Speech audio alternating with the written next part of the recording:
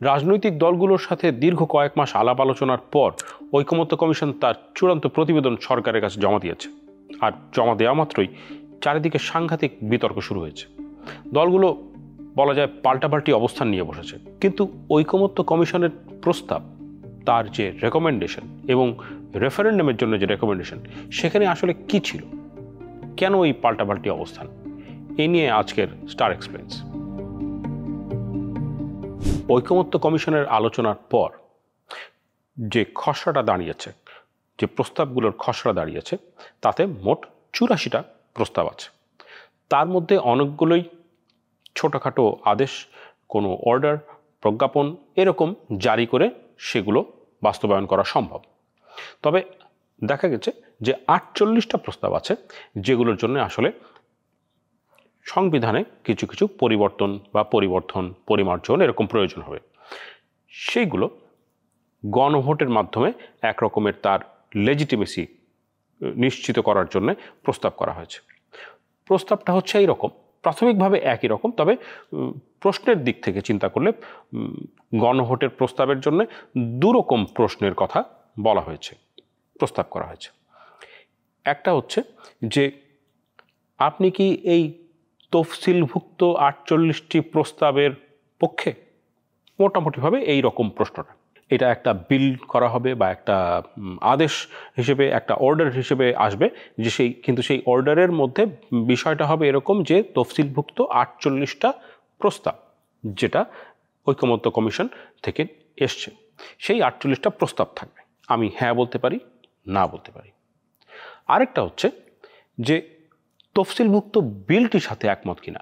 এই বিলের যে তাৎপর্য সেটা হলো এই বিলেও ওই 48টা প্রপোজালই থাকবে, এটা একটা আলাদা বিল হিসেবে এখানে নিয়ে আসা হবে। কিন্তু শর্ত থাকবে যে যদি পরবর্তী যে সংসদ, সেই সংসদ বসার 270 দিনের মধ্যে তারা এইগুলা সুরাহা করতে না পারে, এইগুলা পুরোপুরিভাবে ব্যবস্থা করতে না পারে, তাহলে পরে এই যে 48টা প্রস্তাব সেগুলো নিজে থেকেই আপনি সংবিধানের ওই যে অনুচ্ছেদ সেইখানে তারা যুক্ত হবে, সংযুক্ত হবে, যেরকম যেটা হবার দরকার সেরকম হয়ে যাবে, অটোমেটিক্যালি অ্যাক্টিভেটেড হয়ে যাবে, এইরকম একটা ব্যাপার। বিতর্কের বিষয়টা এইরকম যে বিএনপি বলছে যে তারা অনেকগুলো নোট অফ ডিসেন্ট দিয়ে রেখেছিল, যেখানে তারা আনুষ্ঠানিকভাবে আপত্তি জানিয়েছে। এই আপত্তির জায়গাগুলো তারা দিয়েছিলই কারণ সেগুলোর সাথে তারা পুরোপুরিভাবে একমত হতে পারছিল। তারা বলছে এটা তাদের গণতান্ত্রিক অধিকার। এখন যে প্রস্তাব এসছে তাতে বোঝা যাচ্ছে যে এই নোট অফ ডিসেন্টগুলো আসলে সেই রকম করে আমলে নেওয়া হচ্ছে না। যখন রেফারেন্ডামে যাবে, প্রশ্নটা যখন রেফারেন্ডামে যাবে, তখন প্রস্তাবের সাথে ওই নোট অফ ডিসেন্টগুলো তো থাকছে না। এই নিয়ে তাদের এক রকমের অবজেকশন আছে এবং তারা বলছে যে তাহলে তো গত এই যে 7, 8, 9 মাস ধরে আমরা আলোচনা করলাম এই সমস্ত প্রস্তাবগুলো নিয়ে, এটা তো এক রকমের প্রতারণা হলো। এটা মির্জা ফখরুল ইসলাম আলমগীর বলেছেন এর আগে। অন্যদিকে জামাত বলছে যে, আর বিএনপির আরেকটি অবস্থান ছিল এরকম যে গণভোট এবং নির্বাচন একই সাথে হবে, অর্থাৎ একই ব্যালটে গণভোটের যে প্রস্তাব সেই প্রশ্নটা থাকবে, আবার একই সাথে হচ্ছে, অর্থাৎ একই সাথে একটা ব্যালটে থাকবে হচ্ছে গণভোটের বিষয়টা, অন্য ব্যালটে আমি নির্বাচনের অন্যান্য যে সিম্বল থাকে সেই সিম্বলগুলো থাকবে, তাতে আমি ভোট দিব। তো একই সাথে দুটো ভোট হয়ে যাবে।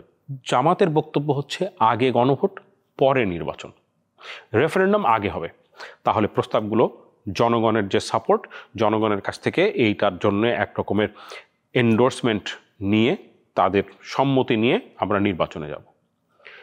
এনসিপির কথা হচ্ছে যে আমরা আগে চাই এই সমস্ত যে প্রস্তাব, সেই প্রস্তাবের বাস্তবায়ন, তার আগে নির্বাচনের কথা আলাপ করা যাবে না। এটা অবশ্য তাদের অনেক আগে থেকেই বলে আসছে তারা, এবং তারা এটাও বলছিল যে পরবর্তী নির্বাচনটা হবে একটা গণপরিষদের, কনস্টিটিউয়েন্ট অ্যাসেম্বলি, যারা কিনা কনস্টিটিউশন লিখবে সেরকম একটা কনস্টিটিউয়েন্ট অ্যাসেম্বলির নির্বাচন হবে, এটা সাধারণ আইনসভার নির্বাচন হবে না। প্রস্তাবে এরকমও আছে যে পরবর্তী সংসদ আইনসভা হিসেবেও কাজ করবে, আবার কনস্টিটিউয়েন্ট অ্যাসেম্বলি অর্থাৎ গণপরিষদ হিসেবেও কাজ করবে। দুটো কাজই তারা একই সাথে করবে এবং এটা একটা ইউনিক অবস্থা। এরকম সিচুয়েশন আগে কখনো হয়নি, সেই জন্যে এইরকম অবস্থায় আমরা এরকম একটা ব্যবস্থা করতে পারি। সমস্যা যেটা দাঁড়াচ্ছে সেটা হচ্ছে যে এই গণভোট প্রশ্নে একবারে 48টা প্রস্তাব একটা প্রশ্নের উত্তর দিয়ে, অর্থাৎ হ্যাঁ অথবা না, সবগুলোর ক্ষেত্রে হ্যাঁ অথবা না একবারে আমি রাজি হতে পারবো নাকি সেগুলোকে বাদ দিতে পারবো, এই রকম অবস্থায় আছে কিনা সাধারণভাবে চিন্তা করলে বোঝা যায়। কোনো একজন মানুষ যদি 48টা প্রস্তাব দেয়, তার সাথে অন্য যে কোনো মানুষের দ্বিমত একটা দুটো বিষয় থাকতেই পারে। 48টা বিষয়ের মধ্যে যদি একটা বিষয়ও দ্বিমত পোষণ করি, তাহলেও তো না ভোট দিতে হবে রেফারেন্ডামের প্রশ্নে। এবং এরকম অনেক ক্ষেত্রেই হতে পারে। সেটার জন্য একটা ছোট উদাহরণ বা দু একটা উদাহরণ দিলে হয়তো বুঝতে সুবিধা হবে।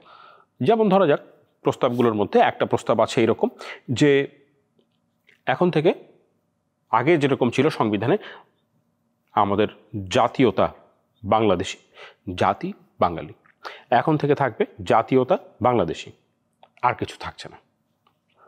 এটা নিয়ে অনেকে মনে করতে পারে যে বাঙালিও থাকা দরকার, বাঙালি কেন, পাশাপাশি চাকমা, মারমা, ত্রিপুরা, সাঁওতাল বা ওরাও, তারাও থাকবে, সেখানে আমি দ্বিমত পোষণ করতে পারি। আবার এমন আছে যে 4টি দল তো এখনো পর্যন্ত জুলাই সনদে স্বাক্ষরই করেনি, কারণ তারা মনে করে যে সেই basic principal secularism, socialism, nationalism, এই জিনিসগুলো ফেরত আনতে হবে, এগুলো বাদ দেওয়া যাবে না।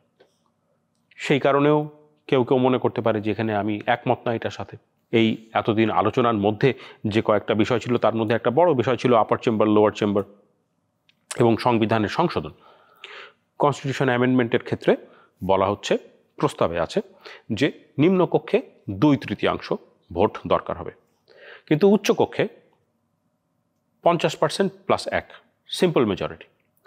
সেটাতে আমি একমত নাই হতে পারি। আমি মনেই করতে পারি যে নিম্নকক্ষে যেরকম 2/3 ভোট দরকার সংবিধান সংশোধনের জন্য, সেই রকম উচ্চকক্ষেও 2/3 ভোট দরকার।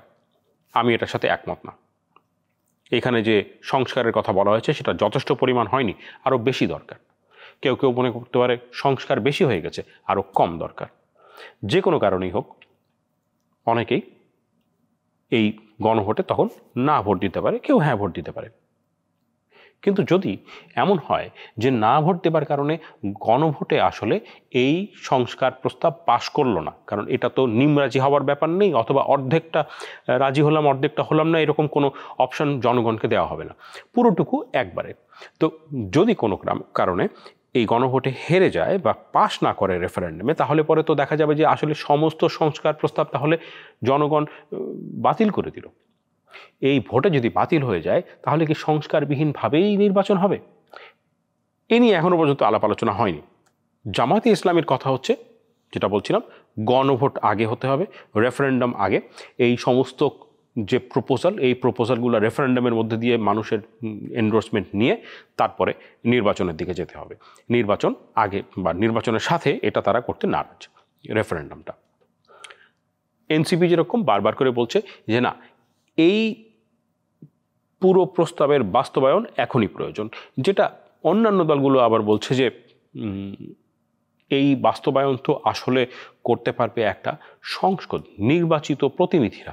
এখন তো নির্বাচিত প্রতিনিধি ওরকম নেই, কারণ সংবিধানে অনেক কিছু ঢোকাতে হবে, সংবিধানের কিছু কিছু পরিবর্তন দরকার হবে, সেটা আসলে নির্বাচিত প্রতিনিধি ছাড়া করা মুশকিল।